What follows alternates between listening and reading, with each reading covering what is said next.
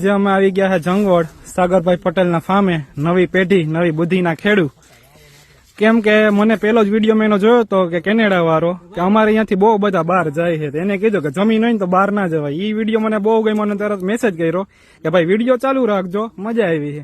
પછી હમણાં કાલ કે પરમ દિવસ જ એની આ અગત્યનો વિડીયો મૂક્યો હતો. જો કેટલા બધા ફૂલ છે. આજે અમે અહીં આવી ગયા. જો અહીં બધું ડિસ્કશન ચાલે છે. એના ફાધર છે સાગરભાઈ પટેલના. આ અંબાનો બગીચો છે. આમાં ઘણું બધું એવું છે. આ અગત્યાનું તો શાક થાય છે, પછી એના ભજીયા થાય છે એના ફૂલના, ને ઘણું બધું ભાઈ આમાં એવું છે. ઘણી બધી નત નવીન ફ્રૂટ છે, ઘણી બધી અલગ અલગ જાતના ઝાડ છે બધા. તો મજા આવે છે ભાઈ. જે ચીલા ચાલુ બધા વાવે છે કે જે આજ કરો, તો આ બધું સાગરભાઈ નત નવું બધું વાવે છે. જેમાં સક્સેસ મળે છે એમાં પોતે કહે છે કે તમે આ વાવો, આ થાય છે, આમાં સારું છે. તો મસ્ત ભાઈ બધો એનો બગીચો છે. સપોર્ટ સારો એવો કરે છે, બધાને આન્સર કરે છે. મને પર્સનલી મેસેજ કર્યા હતા તો બધા આન્સર કર્યા, મને ફોન નંબર આપ્યા. તો આવો એક વખત મુલાકાત લ્યો તમે. સાગરભાઈને એક વખત ફોલો કરી દેજો, સપોર્ટ કરજો. મરચા પણ નાનું છે, પણ નાગનું બચ્ચું છે. એકવાર ખાઈને તમે ટ્રાય કરજો. આ વાલ છે સાગરભાઈ ના ફામે. ઓડી મોટી વાલ મેં પહેલી વાર જોઈ, અંદરથી લાલ દાણા વાળી.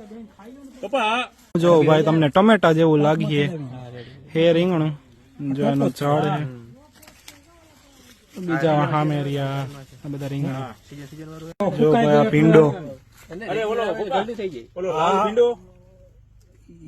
આ જે એનો ટાંકો છે કે જેમાં ગૌમૂત્ર 2 વર્ષ જૂનું ને બધું નાખે મિક્સ કરીને એનું બનાવે. પછી હમણાં આંબામાં બધામાં છોડી દે છે. તો એ આખી પ્રાકૃતિક ખેતી કેટલા વર્ષોથી કરે છે, જેનું તમે રિઝલ્ટ જોઈ શકો છો.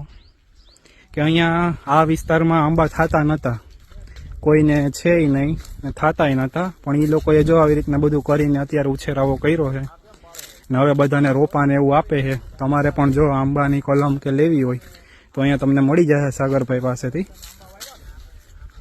જો ભાઈ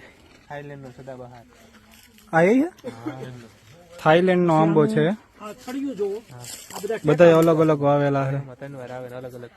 વર્ષમાં 3 વખત આવે છે ને અલગ અલગ કલર. આ લાલ પેશન ફ્રૂટ ઘણું બધું છે. તમે આવો ને જોવો.